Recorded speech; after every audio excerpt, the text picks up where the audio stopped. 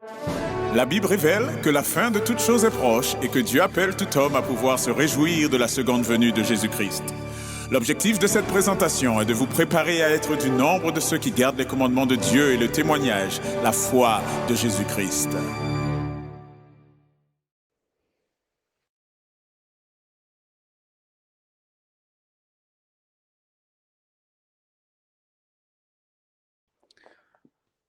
Notre Dieu, notre Père, nous te remercions infiniment pour cette journée que tu nous permets de passer jusqu'à présent et pour la vie que tu nous accordes jusqu'à cette heure. Nous te demandons de bien vouloir nous pardonner de nos offenses envers toi et de nous purifier de celles-ci afin de trouver grâce à tes yeux et bien sûr que rien ne puisse entacher cette prière. Nous te demandons d'être avec nous en ce moment et de diriger toutes choses afin que tout soit fait pour rendre gloire à ton saint et merveilleux nom, Père, et que tu puisses guider ce moment par ton esprit. C'est au nom et par les mérites de ton Fils, bien-aimé Jésus, que nous t'avons prié pour ta gloire. Amen.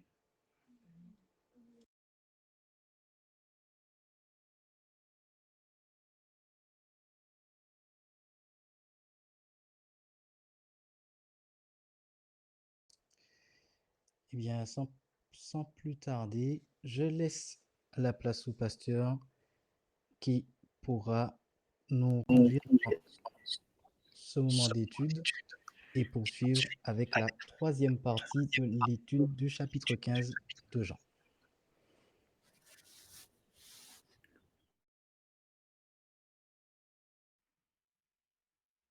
Amen.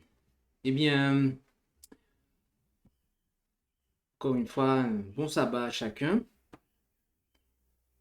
Et nous allons, la prière étant faite, nous allons pouvoir poursuivre et notre série d'études sur l'évangile de Jean, chapitre 15 de l'évangile de Jean. Et nous avions terminé la fois précédente avec le verset 13. Le verset 13 où il est déclaré que nul n'a un plus grand amour que celui qui donne sa vie pour ses amis. Et donc, on a vu que l'amour de Dieu est infini puisque lui, il a donné sa vie pour des pécheurs. Un pécheur, c'est quelqu'un qui pêche et donc quelqu'un qui transgresse la loi de Dieu et donc c'est un ennemi du gouvernement de Dieu. Et donc, c'est Dieu combien l'amour de Dieu est infini. Nous allons continuer avec le verset 14, puisque on s'est arrêté au verset 13. Le verset 14 dit, « Vous serez mes amis si vous faites tout ce que je vous commande. » C'est vraiment quelque chose d'intéressant puisque, alors même que nous étions des pécheurs, Dieu a fait éclater son amour envers nous en donnant son Fils. Donc, Dieu, en Jésus, il s'est déjà montré être notre ami. Je veux dire, il a déjà fait le premier pas, en fait. Il s'est montré amical envers nous. Et la réponse, c'est que nous, si on veut se montrer être ses amis, eh bien, on ne va pas continuer à transgresser, mais on va plutôt faire 99% de ce qu'il nous demande. Non? Excusez-moi. 99,9%. Non? Oh, 99,99999%. Non. Si vous faites tout ce que je vous commande, à ce moment-là, vous serez mes amis, a dit le Seigneur. Et, et donc, ami ici vient du terme philos et qui est apparenté, donc apparenté au verbe philéo qui signifie aimer. Et philos signifie quelqu'un d'aimé ou de cher, ou quelqu'un qui est aimant ou amical. Et donc, dans une véritable amitié, l'amour est quelque chose de réciproque. Dieu s'est montré amical envers nous. Il s'est montré amical envers nous. Et donc, véritablement, ça doit être réciproque. Nous aussi, on doit, eh bien, agir de même. Et donc, les disciples devaient montrer leur amour par une humble obéissance. C'est ce que le Seigneur attend de nous. Il attend que nous lui montrions notre amour par une humble obéissance. D'accord? Lorsque dans la Bible, vous voyez qu'il est dit que tel homme était un ami de Dieu, en parlant par exemple de Abraham ou de Noé, eh bien, c'est qu'ils obéissaient à ce que Dieu leur disait. Ok? Ce n'étaient pas des rebelles à la volonté de Dieu. Ils n'étaient pas rebelles. Ils se soumettaient à ce que Dieu disait. Ok?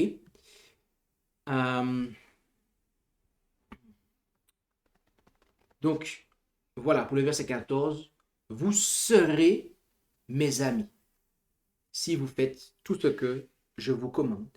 Au verset 15, il continue en disant, je ne vous appelle plus serviteur, parce que le serviteur ne sait pas ce que fait son maître, ce que son maître fait, plus précisément. Mais je vous ai appelé ami, parce que je vous ai fait connaître tout ce que j'ai entendu de mon Père. Alors là, il y a un enseignement ici à comprendre. Et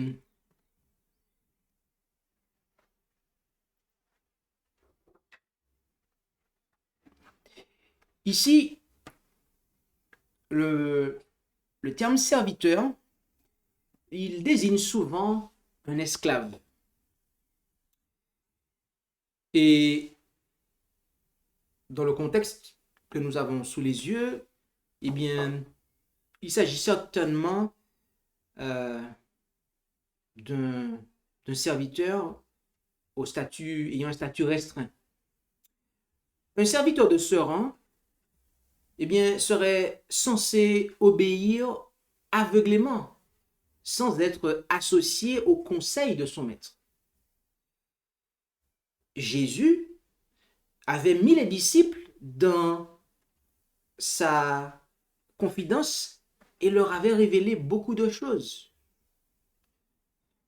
Le Saint-Esprit leur avait-il dit au chapitre précédent, chapitre 14, verset 26 de Jean, eh bien, il allait les éclairer encore davantage. Jésus allait bientôt les quitter et ils allaient devoir travailler sans sa présence personnelle à lui, de Jésus, mais uniquement avec son esprit, le Saint-Esprit. Et donc, une lourde responsabilité allait leur incomber. Et il voulait qu'ils considèrent leur relation avec lui comme celle d'amis. Auparavant, il avait laissé entendre qu'ils étaient des serviteurs, comme on peut le voir au chapitre 13 et au verset 16. Mais maintenant, ils étaient ses amis. Pourquoi? Parce qu'un ami, eh bien, on lui confie des choses. Et donc, comme on l'a vu, Jésus les a instruits concernant le royaume de Dieu. Et il allait continuer à les instruire par le Saint-Esprit. Et donc, à ce moment-là, ce n'est plus simplement, en fait, des serviteurs, mais ce sont des amis.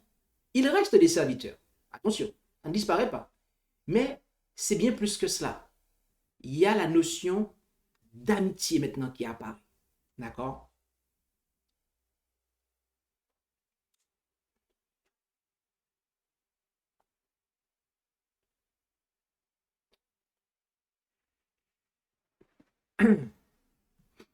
On va continuer avec le le verset 16.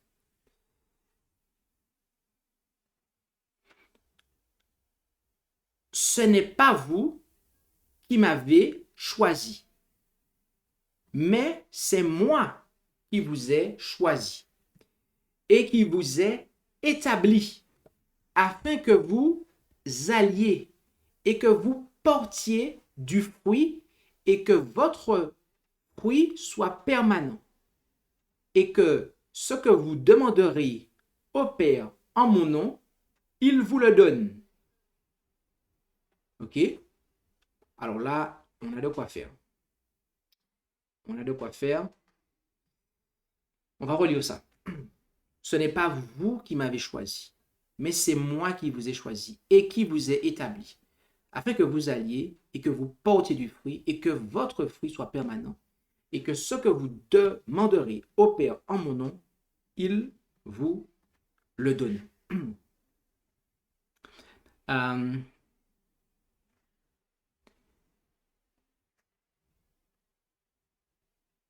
Les disciples avaient choisi de suivre le Christ.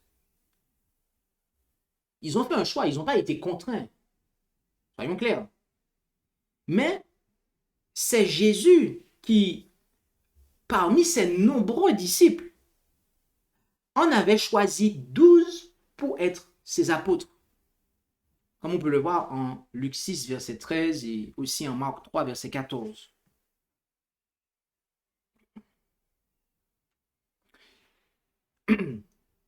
Tous peuvent choisir de suivre le Christ. Mais c'est lui qui choisit et qualifie les hommes pour occuper des postes de responsabilité et de direction dans sa cause. On peut voir ça en effet en 1 Corinthiens 12, versets 7 à 11, ainsi que le verset 28. On va prendre ça rapidement. 1 Corinthiens 12, versets 7 à 11. Or, la manifestation de l'esprit est donnée à chacun pour l'utilité commune. Par la parole de sagesse est donnée à l'un par l'esprit. La parole de science est donnée à l'autre par ce même esprit. Un autre reçoit la foi par ce même esprit. Un autre reçoit du même esprit le don de guérir. Un autre les opérations des miracles. Un autre la prophétie. Un autre le discernement des esprits. Un autre la diversité des langues. Et un autre le don d'interpréter les langues.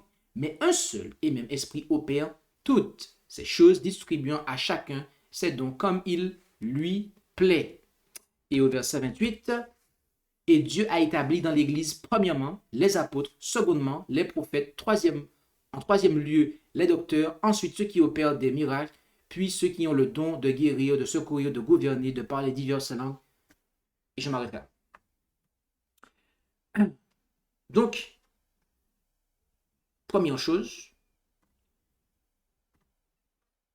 ce n'est pas vous qui m'avez choisi, mais c'est moi qui vous ai choisi et qui vous ai établi. Ok, donc ça, on vient de le clarifier. Et il les a établis afin que, il dit, je vous établis afin que vous alliez et que vous portiez du fruit. Et que vous portiez du fruit.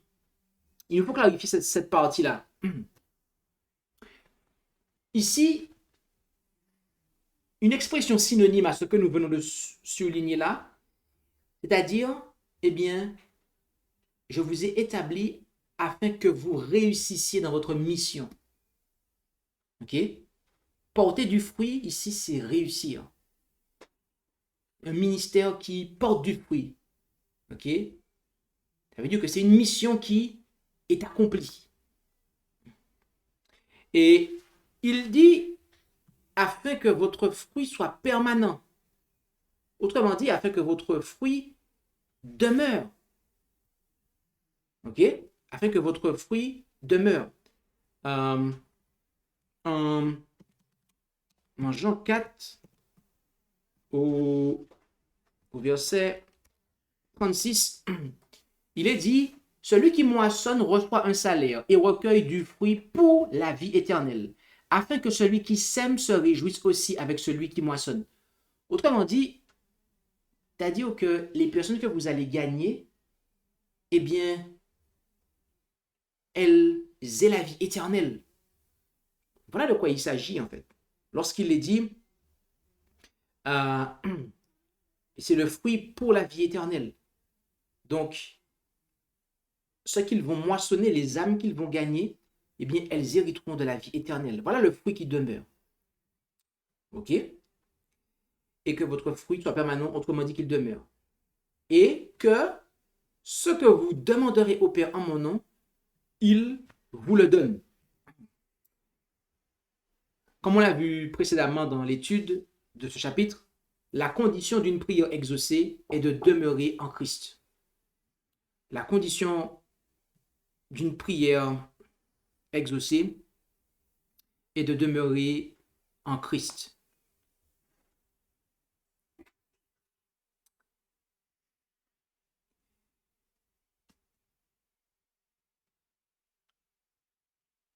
On va continuer. Verset 17. Ce que je vous commande, c'est de vous aimer les uns les autres. Ce que je vous commande, c'est de vous aimer les uns les autres. C'est un concept qui a déjà été abordé au verset 12, si vous vous en rappelez. Mon commandement, c'est que vous vous aimiez les uns les autres comme je vous ai aimé. Le Seigneur, dans l'Ancien Testament, il avait eu l'occasion de dire que tu aimeras ton prochain comme toi-même. Ok? Tu aimeras ton prochain comme toi-même. Depuis l'Ancien Testament, ce commandement existait déjà. Mais Jésus est venu et il a quelque peu réformé ce commandement. Il ne faut plus... Alors, avant de pouvoir aller plus loin, je vais apporter la preuve de ce que nous sommes en train de dire, parce que certains pourraient ne pas suivre ce que nous sommes en train de dire là. Et il s'agit du passage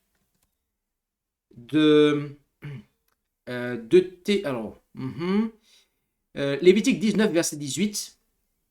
Lévitique 19, verset 18, où nous lisons Lévitique 19, verset 18. Il est dit, tu ne te vengeras point et tu ne garderas point de ressentiment contre les enfants de ton peuple, mais tu aimeras ton prochain comme toi-même. Ok? Notez bien ça. Tu aimeras ton prochain comme toi-même. Les enfants d'Israël connaissaient déjà ce commandement-là d'aimer son prochain. C'était déjà en fait là. Mais c'était comme toi-même. Ok? Sauf qu'il y a une difficulté à ça. C'est que, imaginons que moi-même, je ne m'aime pas comme il le faut. Il y a des gens qui ne s'aiment pas eux-mêmes. Il y a des gens qui ne s'aiment pas. Et donc, forcément, vous allez leur dire, il faut que tu aimes quelqu'un comme toi-même. Bah, ça va être compliqué parce que déjà, ils ne s'aiment pas eux-mêmes. Donc, comment ils vont faire pour aimer les autres? Non, Jésus, là, ce n'est plus nous la référence. Vu qu'on est les sarmes et qu'on est branché au cep, la référence, c'est le cep. Et donc, le cep nous fait savoir que, eh bien, comme on l'a vu tout à l'heure, on l'a vu au verset 12, donc Jean 15, verset 12, on doit s'aimer les uns les autres comme Jésus nous a aimés. Et au verset 17, il dit que c'est ce qu'il nous commande, c'est de nous aimer les uns les autres. Bien évidemment, comme il nous a aimés. Comme il nous a aimés.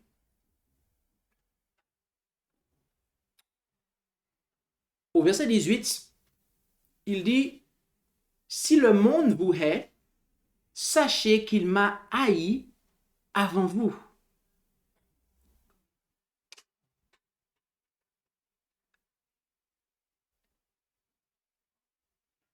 Le Seigneur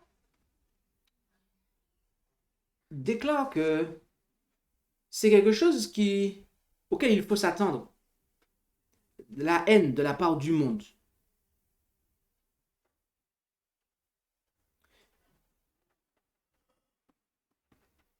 il faut s'attendre à ce qu'il y ait de la haine de la part du monde. Mais au sein du groupe intérieur, au sein de l'église que vous formez, eh bien, il devrait y avoir de l'amour. Voilà le point. Notez bien ça. Ce que je vous commande, c'est de vous aimer les uns les autres. Si le monde vous hait, sachez qu'il m'a haï avant vous. Vous allez être détesté par le monde. Le monde va vous haïr. Mais vous, aimez-vous les uns les autres. Ok? Ça, c'est une jonction, un point qu'il faut établir entre ces deux versets-là. D'ailleurs, c'est tout un dommage de voir qu'il y a toujours on voit souvent des guerres intestines dans l'église, dans les groupes, les communautés. Ça ne devrait pas avoir lieu. Il faut laisser ça pour les gens du monde, en fait, pour qu'ils puissent nous détester. Mais pas entre nous, en fait. Ça ne devrait pas avoir lieu, en fait. Si le monde vous hait, sachez qu'il m'a haï avant vous. D'ailleurs, si on déteste son frère, sa sœur, bah, au final, le compte, c'est qui qu'on déteste? C'est le Christ, en fait. Donc, quand j'ai une difficulté dans l'église, avec un frère ou une sœur de l'église, bah, en fait, c'est après Jésus que j'en ai, en fait. Si le monde vous hait, sachez qu'il m'a haï avant vous. Alors, on va vraiment passer sur ça. Et ils auraient suffisamment de force pour supporter le conflit amer avec le monde, sans ajouter à l'antagonisme de l'extérieur. Le monde déteste ceux dont les sympathies et les intérêts sont en désaccord avec lui. Pourquoi? Eh bien, parce que s'ils ont haï le maître, ils haïront aussi ceux qui le suivent. Et lorsqu'il parle du monde ici, il faut bien comprendre que le monde faisait allusion, de façon toute particulière, en fait, aux responsables religieux qui avaient rejeté le Christ. Le monde, c'est tout ce qui est opposé, en fait.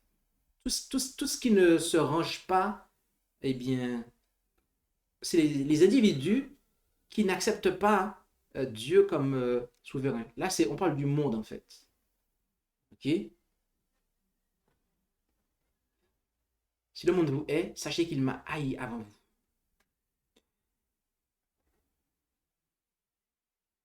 Au verset 19, si vous étiez du monde, le monde aimerait ce qui est à lui. Mais parce que vous n'êtes pas du monde, mais que je vous ai choisi dans le monde, c'est pour cela que le monde vous hait.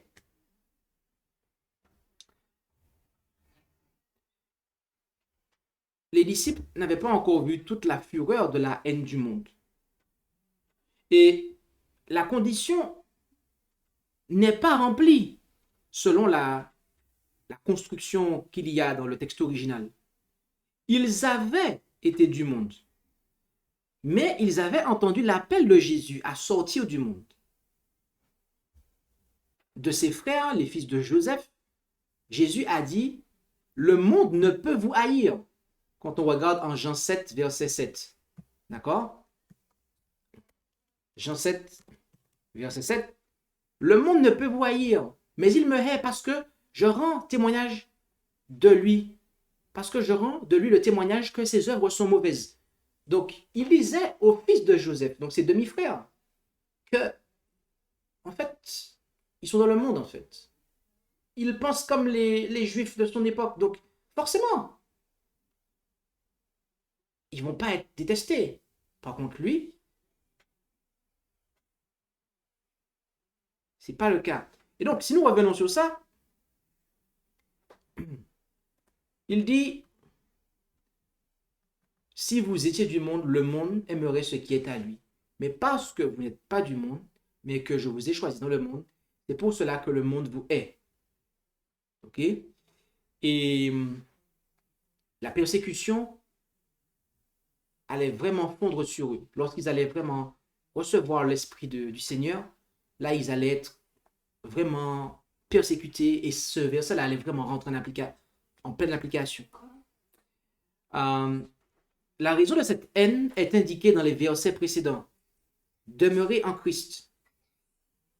Produire les fruits de la justice. Donc, demeurer en Christ, verset 4. Produire les fruits de la justice, verset 5. Et les manifester, verset 16. Les actes du monde sont réprouvés par la vie juste et le témoignage ouvert de ceux qui suivent le Christ. Et donc, ici, on devrait se poser la question, est-ce que le monde nous hait? Si ce n'est pas le cas, pourquoi? Pourquoi les mondains se sentent-ils à l'aise en notre présence? Le monde serait-il devenu plus chrétien ou ce serait plutôt les chrétiens qui seraient devenus plus mondains? C'est une réflexion que nous devrions avoir. Verset 20. Souvenez-vous de la parole que je vous ai dite. Le serviteur n'est pas plus grand que son maître. On va s'arrêter là déjà. Et souvenez-vous de la parole que je vous ai dite. À quel moment le Seigneur leur avait-il dit ça? Eh bien, au chapitre 13 et au verset 16. D'accord? Chapitre 13 au verset 16. En vérité, je vous le dis, le serviteur n'est pas plus grand que son maître, ni l'envoyé plus grand que celui qui l'a envoyé. Donc, Jésus leur rappelle les choses. Souvenez-vous de la parole que je vous ai dite. Autrement dit, référence est faite ici à Jean 13, verset 16. Le serviteur n'est pas plus grand que son maître. S'ils m'ont persécuté, ils vous persécuteront aussi. S'ils ont observé ma parole, ils observeront aussi la vôtre. Ok?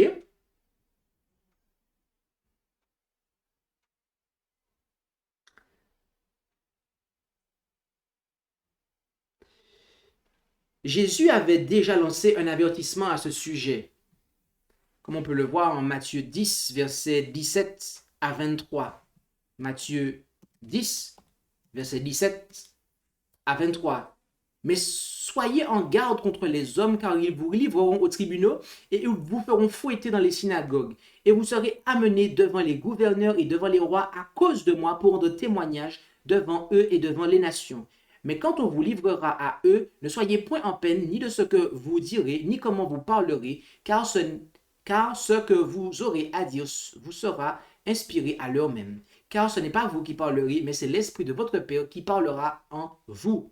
Or, le frère livrera son frère à la mort et le père son enfant. Et les enfants se soulèveront contre leurs parents et leur mère, et leur père et leur mère, devrais-je dire, et les feront mourir. Et vous serez haïs de tous à cause de mon nom, mais celui qui persévérera jusqu'à la fin, c'est celui-là qui sera sauvé. Or, quand ils vous persécuteront dans une ville, fuyez dans une autre. Je vous dis en vérité que vous n'aurez pas achevé d'aller par toutes les villes d'Israël que le Fils de l'homme ne soit venu. Donc, Jésus avait déjà lancé un avertissement à ce sujet, comme on vient de le lire en Matthieu 10, versets 17 à 23. Et il ne voulait pas que les disciples se découragent lorsque, eh bien, la force de la persécution se déchaînerait sur eux. L'efficacité de cette leçon a été démontrée plus tard par le courage inébranlable avec lequel les disciples ont fait face à l'emprisonnement, au coup, à la torture et à la mort, comme on peut le voir en Acte 5, verset 41, et au chapitre 16, verset 22 à 25, et encore, etc. de passages. Et face à une persécution sans précédent,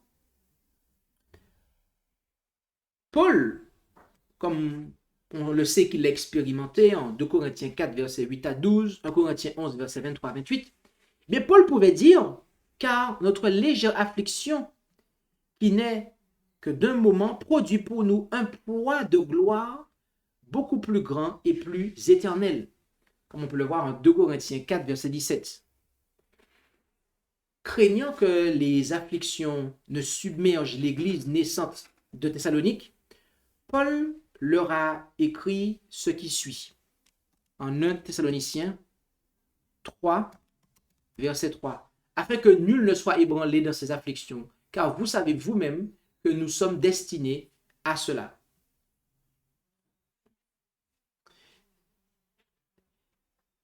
Malgré le rejet de la majorité, certains ont cru à la parole de Christ.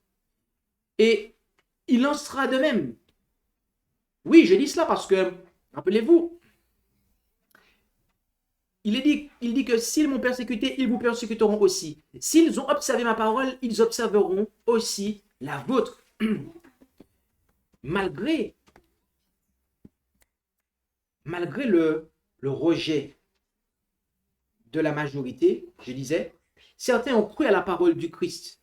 Et il en sera de même pour les disciples. Certains recevraient leur parole et seraient sauvés. Leur travail serait récompensé. Voyez-vous, aujourd'hui, c'est la même chose. C'est exactement la même chose. Les gens qui nous persécutent, eh bien, si Jésus était présent, ils auraient persécuté Jésus, en fait. Je veux dire, quand vous faites du mal à un enfant de Dieu, vous qui vous prétendez être un enfant de Dieu, hein, comme les Juifs d'ailleurs, bah en fait, vous auriez fait la même chose à Jésus, en fait. Vous auriez fait la même chose à Jésus. Et il faut aussi réaliser que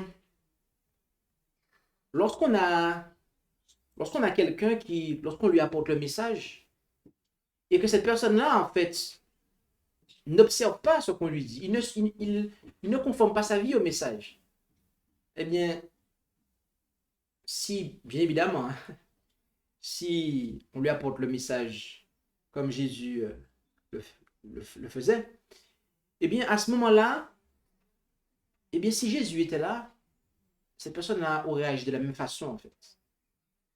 D'accord? Donc, il ne faut pas qu'on soit non plus pas trop étonné. Parfois, on est surpris de voir qu'il y a des gens qui ne marchent pas dans la vérité. Mais la réalité, c'est que si Jésus était là et le rapportait le message lui-même, il n'y aurait pas marché non plus. Au verset 21, mais ils vous feront tout cela à cause de mon nom, parce qu'ils ne connaissent point celui qui m'a envoyé. Lisons-nous au verset 21. Ils vous feront tout cela à cause de mon nom, parce qu'ils ne connaissent point celui qui m'a envoyé. Lorsqu'il dit à cause de mon nom, c'est-à-dire à cause de moi. C'est à cause de moi. Le mot nom désigne souvent une personne ou un caractère. Okay? Et parce que, eh bien, on suit le Christ dans sa façon de vivre, eh bien, c'est à cause de lui, c'est à cause de son nom, son caractère que nous portons. Parce qu'ils ne connaissent pas le Christ. Ils ne le reconnaissent pas en nous. Ils ne reconnaissent pas le Christ vivant en nous.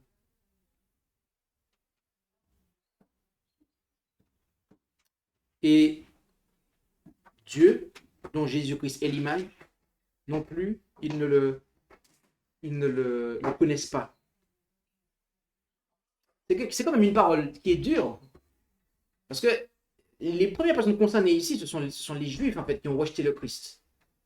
Donc, il est en train de dire des choses qui étaient très dures quand même. Ils disent que les Juifs, ils ne connaissent pas Dieu, en fait. Pourtant, ils parlent de Dieu, ils ont Dieu à la bouche, mais ils ne le connaissent pas, en fait. Autrement, il n'aurait pas maltraité son fils, et il n'aurait pas maltraité ceux qui suivent son fils, en fait. Il dit au verset 22, « Si je n'étais pas venu, et que je ne leur eusse pas parlé, ils n'auraient point de péché. Maintenant, ils n'ont point d'excuse pour leur péché. » Alors, ce verset-là est vraiment très, très fort. En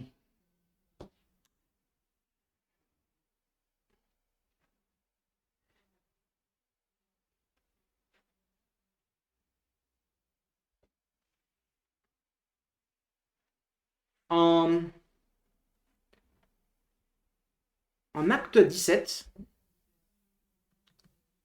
alors la première chose qu'on va considérer, c'est Jean 9, 41.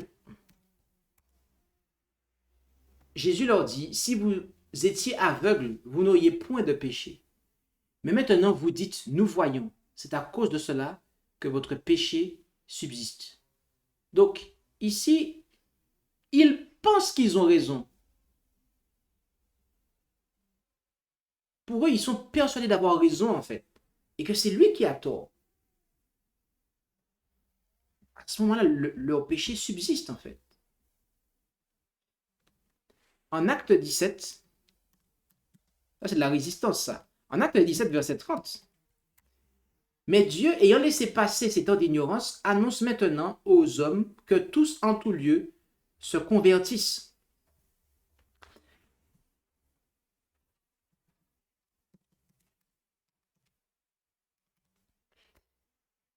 Maintenant que Jésus est venu et leur a révélé la voie du salut, eh bien, les hommes étaient sans excuse.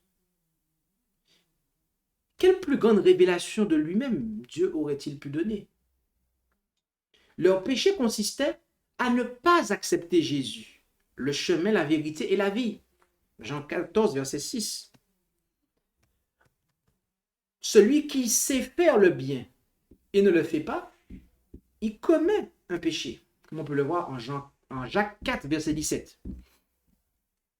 Lors du jugement, bien-aimés, les hommes seront condamnés non pas parce qu'ils ont été dans l'erreur, non, mais parce qu'ils auront négligé les occasions données par le ciel d'apprendre ce qu'est la vérité.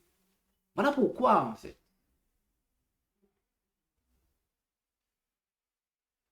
Et que la lumière même qui aura brillé sur eux, eh bien, ils l'auront balayée. Ils n'en auront pas tenu compte.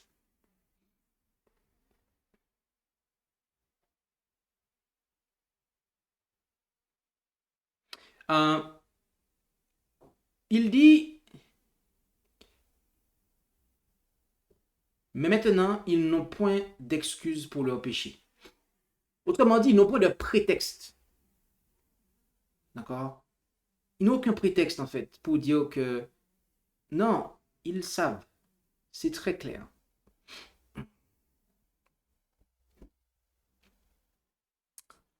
Verset 23. Celui qui me hait est aussi mon Père. Celui qui me hait est aussi mon Père. Les Juifs prétendaient aimer Dieu, le Père, mais en réalité, lorsqu'on déteste Jésus, en fait, c'est le Père aussi qu'on déteste. Lucifer a eu le même problème, voyez-vous. À la base, il voulait simplement être égal à Dieu, il voulait simplement être à côté de Dieu. C'était pas Dieu qui voulait détrôner, hein. Ce n'était pas Dieu qui voulait détrôner. Relisez bien Ésaïe 14, versets 12 à 14. Lucifer ne voulait pas détrôner Dieu.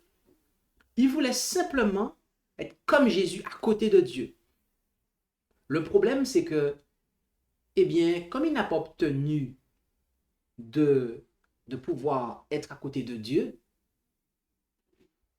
et ce, à cause de la haine qu'il avait pour Jésus, eh bien, non seulement il a continué à haïr Jésus, mais aussi, après, il s'est ouvertement mis à détester le Père, en fait. D'accord? Donc, il nous faut faire attention. Il nous faut faire attention de ne pas nous tromper. Il y a des personnes qui, aujourd'hui encore, qui sont dans la même situation. Ils veulent pas entendre parler de Jésus. Ils détestent Jésus. Mais c'est des gens qui sont des croyants, hein. Ils croient en je ne sais pas quelle divinité, mais ils détestent Jésus. C'est Dieu qui déteste, en fait. La même chose.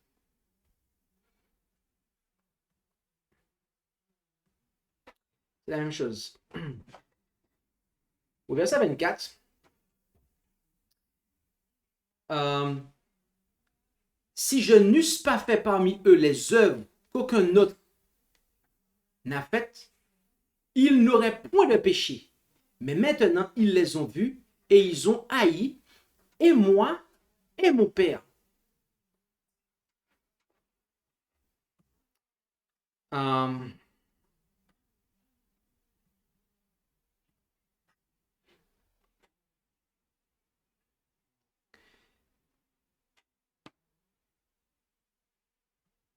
Au verset 22 de ce chapitre, l'appel portait sur les paroles que Jésus avait prononcées. Ici, c'est aux œuvres qu'il fait appel. L'un ou l'autre, c'est-à-dire les paroles et les œuvres, étaient une preuve suffisante pour fonder la foi en lui en tant que sauveur du monde. Mais ils n'ont cru ni à ses paroles, ni à ses œuvres. Et donc, de ce fait, ils n'ont aucune excuse pour leur péché. Et ils ont haï à la fois le Fils de Dieu, mais aussi Dieu lui-même. Et voyez-vous, ça, c'est typiquement le péché contre le Saint-Esprit, en fait. Ce qui sort de la bouche de Dieu, la parole de Dieu, on dit que non, on n'est pas d'accord avec. Ou quand quelque chose qui est accompli et que c'est la puissance de Dieu qui est derrière, et qu'on dit non, ça, c'est pas de Dieu. Bah, en fait, là, on est en train de pécher contre le Saint-Esprit, en fait. Et puis on se bouche les oreilles à l'enseignement. Non, je ne vais pas entendre parler de ça. Donc on bouche ses oreilles, en fait. On est en train de faire comme les Juifs, en fait. On voit quelque chose. C'est quelque chose que l'on voit, qui est accompli. C'est biblique. C'est biblique. Mais ça ne nous plaît pas, en fait. Et de ce fait, on va le rejeter, on va le repousser, en fait. C'est biblique, hein? C'est de Dieu, mais ça ne nous plaît pas, en fait. On n'aime pas Jésus, on n'aime pas le Père, en fait.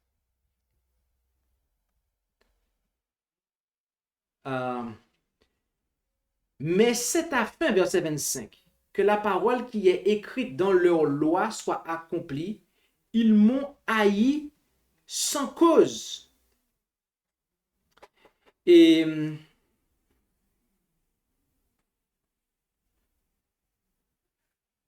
ici,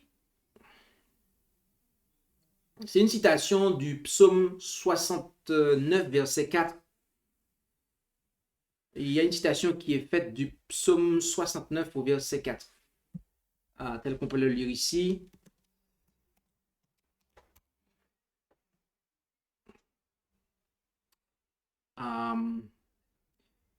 Ceux qui me haïssent sans cause, verset 5, passent en nombre les cheveux de ma tête. D'accord? Et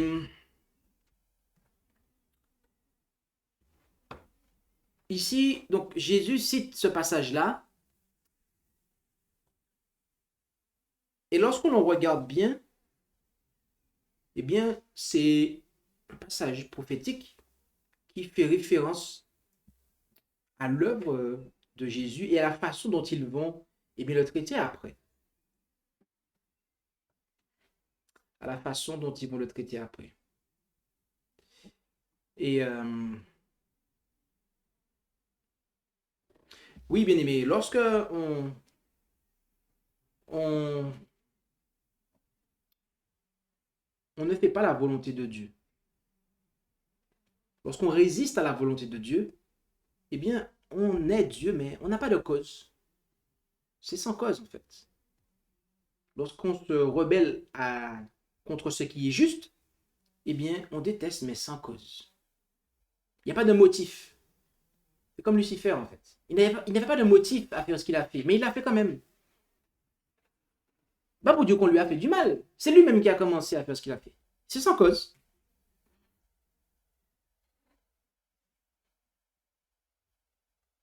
c'est sans cause.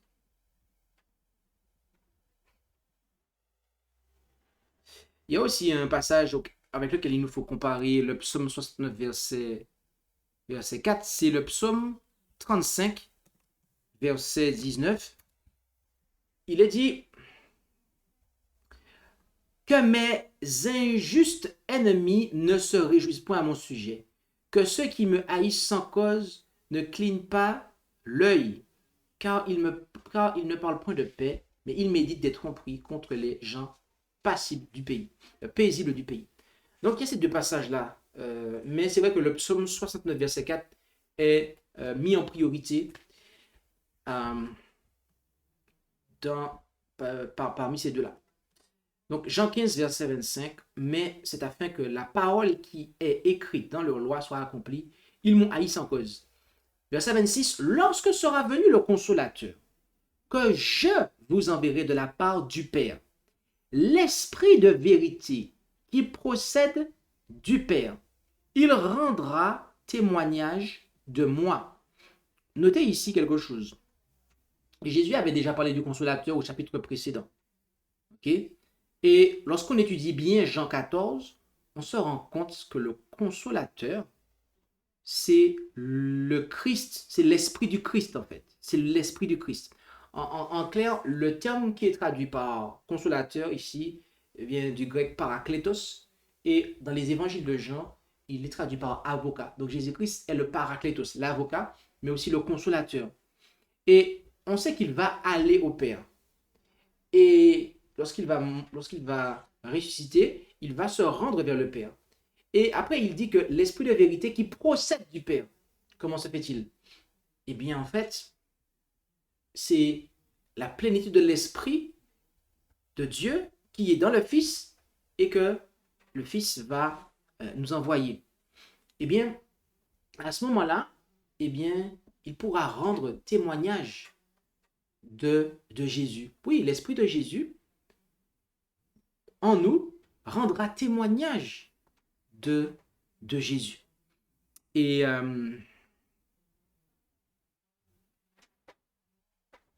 donc, Jésus, il est vraiment présenté comme celui qui envoie l'esprit parce que c'est son esprit. Ok? Et on le voit aussi en Jean 16, verset 7.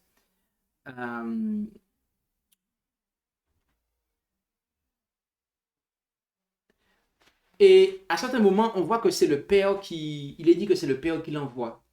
Comme en Jean 14, verset 26. Et en fait, il n'y a pas de contradiction. C'est simplement que le Père et le Fils travaillent à l'unisson. Ok? Le Père et le Fils travaillent à l'unisson. Verset 27. Et vous aussi, vous rendrez témoignage de moi, parce que vous êtes avec moi dès le commencement, déclara-t-il. Autrement dit, vous êtes mes témoins.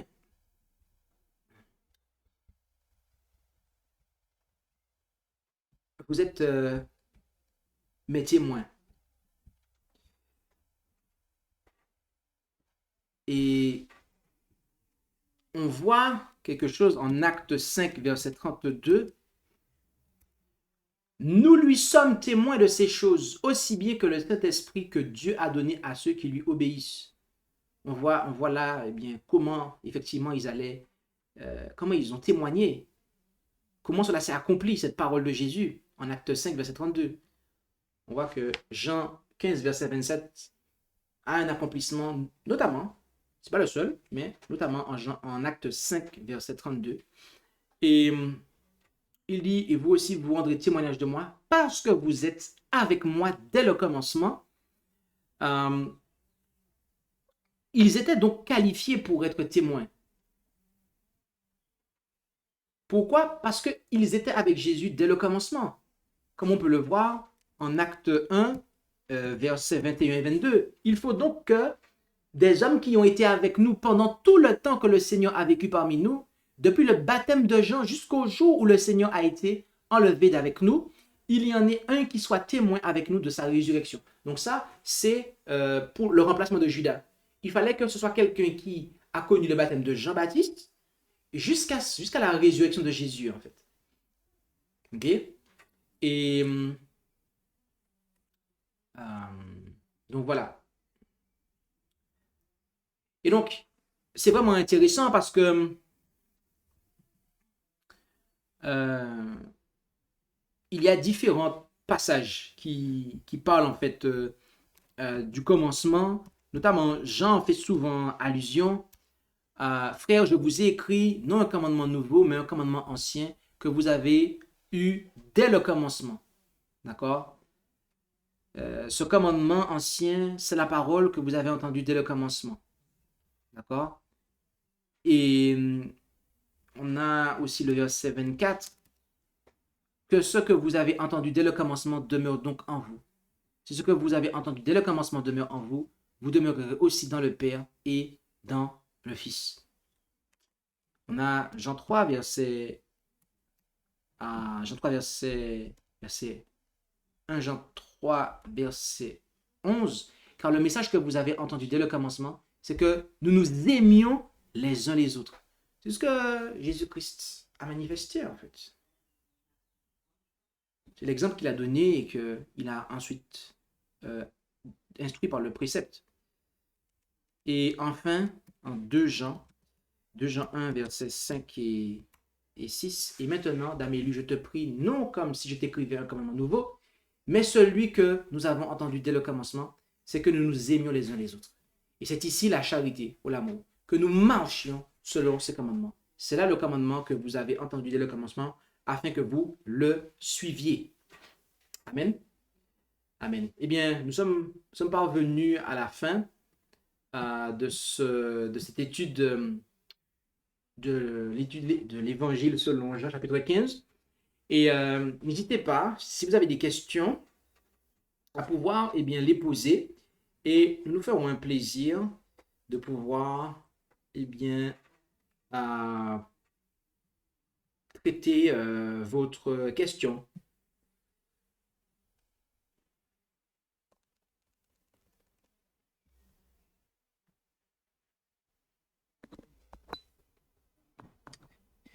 Oui, eh bien,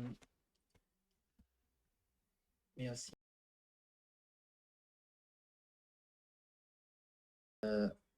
N'hésitez pas, comme il a été signalé précédemment, de noter vos questions dans le chat afin que celles-ci soient traitées. Il y a une question de mon côté.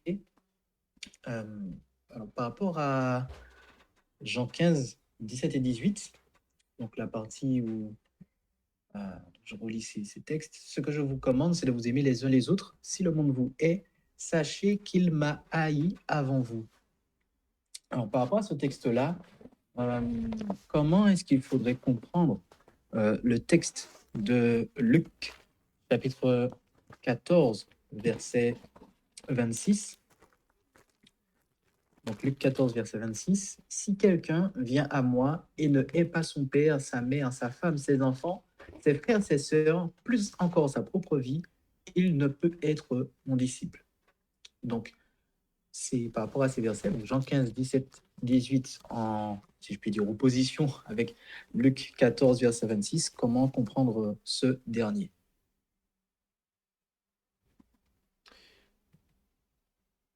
Amen. Eh bien, merci pour la question qui a été posée. Effectivement, on a un passage qui est donné en Luc 14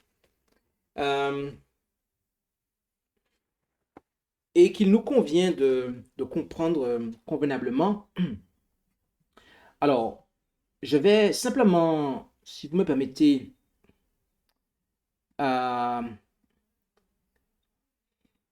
vérifier un élément et je vais vous revenir tout de suite sur ça. Ok. Alors, en fait, ici, dans ce passage, Jésus est en train,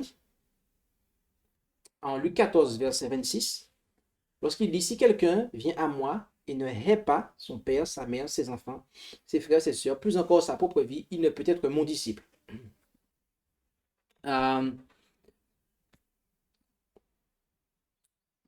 Plus précisément, voilà. Et donc, haïr a notamment pour sens de donner la deuxième place à quelqu'un.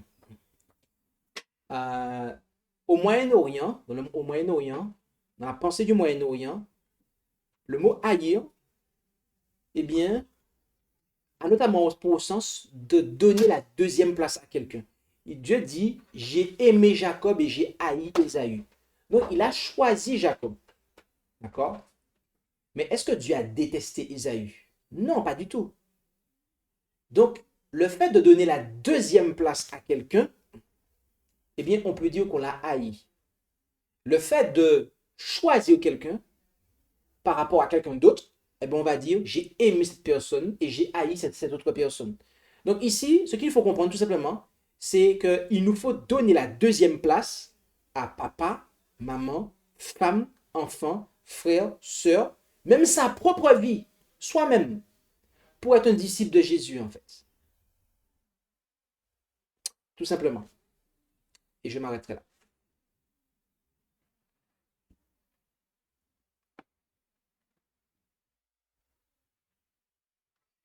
Ok, bien.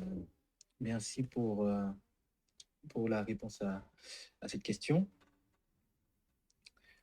Euh, donc, prochaine question. Par rapport à Jean 15, verset 27, que signifie être avec Dieu dès le commencement pour le disciple d'aujourd'hui? Donc la question, que signifie être avec Dieu dès le commencement pour le disciple d'aujourd'hui?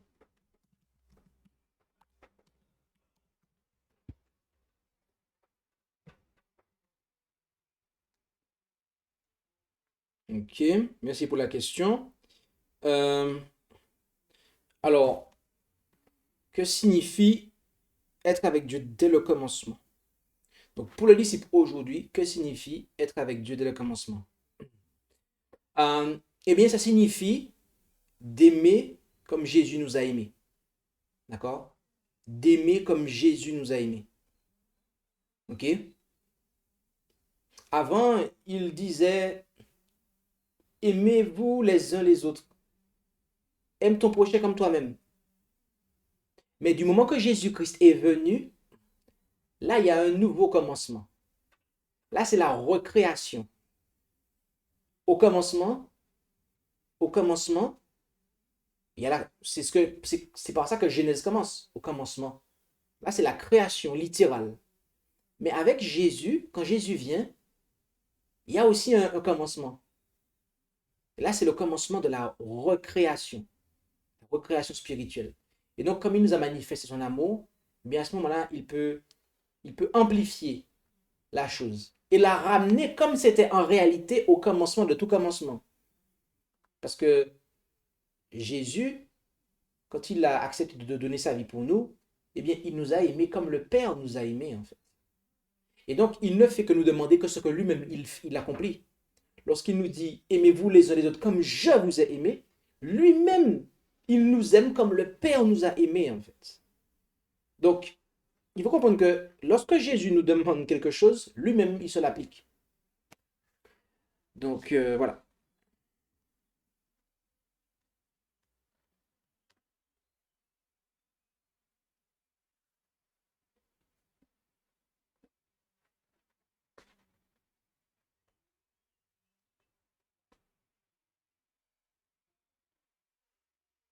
Est-ce qu'il y a d'autres questions? N'hésitez pas. Par rapport à la question qui vient d'être posée, alors il semblerait qu'il y ait euh, peut-être que la question ait été mal formulée. En tout cas, elle sera peut-être un peu plus précisée par la personne qui l'a posée, justement. Donc, je vais lui laisser la parole.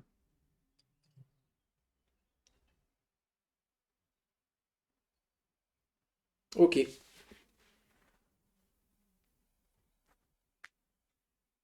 Oui, bonjour à toutes et à tous. Donc, par rapport à la réponse qui a été apportée, ben, je te remercie, Jean-Christophe, pour cela.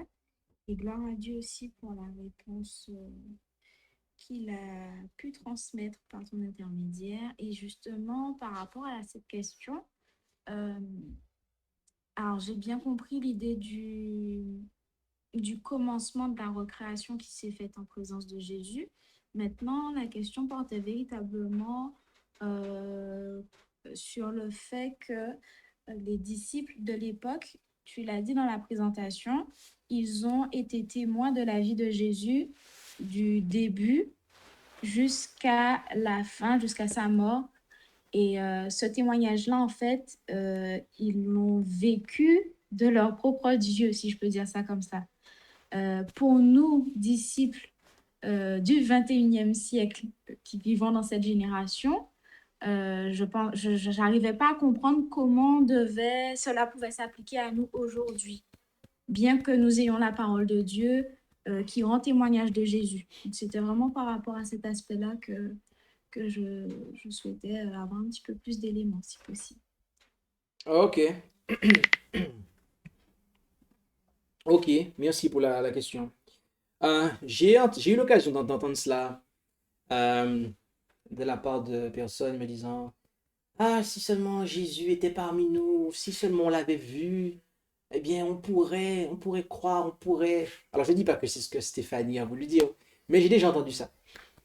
Si on voyait Jésus comme le disciple l'avait vu, si ceci, si cela, etc., etc. Les enfants d'Israël, ils ont vu la mer rouge s'ouvrir, ils ont vu la manne détomber du ciel, ils ont vu tout un tas de miracles, et pourtant ils ont murmuré dans le désert, et beaucoup d'entre eux sont morts dans le désert. D'accord? Il y a plein de gens, en fait, qui ont vu Jésus, en fait, en chair et en os, qui l'ont regardé dans le blanc des yeux, euh, et qui pourtant, en fait, ils l'ont crucifié. Donc, euh, c'est pas, si vous voulez le voir, c'est pas tellement là le point, c'est d'avoir cette connaissance, cette révélation de lui, en fait.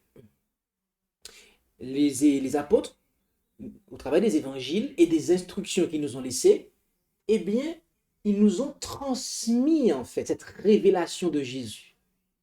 Et donc, nous aussi, avec ce qui nous a été transmis, et je dois vous dire que nous avons plus de connaissances que les apôtres. Là-dessus, certains ne pourraient ne pas être d'accord. Mais la vérité, mes amis, c'est que nous avons plus de connaissances que les apôtres. Oh oui, nous n'avons peut-être pas vu Jésus, mais nous avons plus de connaissances que les apôtres à notre époque. Vous allez me dire, mais de quoi tu as un problème en fait? Ah ouais, j'ai un problème. Ok, d'accord, j'assume.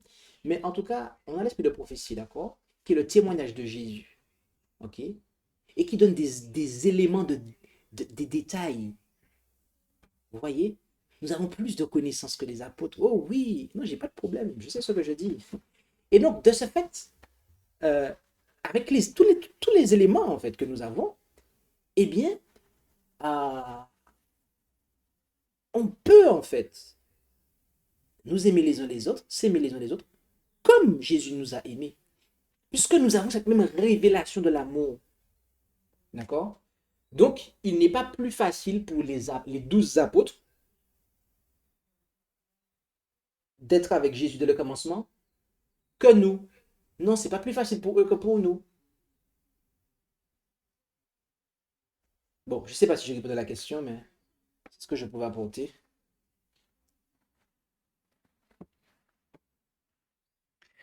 Oui, bien, Amen, ça a pu répondre à la question et clarifier tous les points. Donc, gloire à Dieu pour cela. S'il y a d'autres questions, n'hésitez pas à voir les écrire dans le chat et nous et elles seront traitées par la suite. Également de ton côté, s'il y en a, pasteur. De mon côté, il n'y a pas de question. C'est limpide pour tout le monde.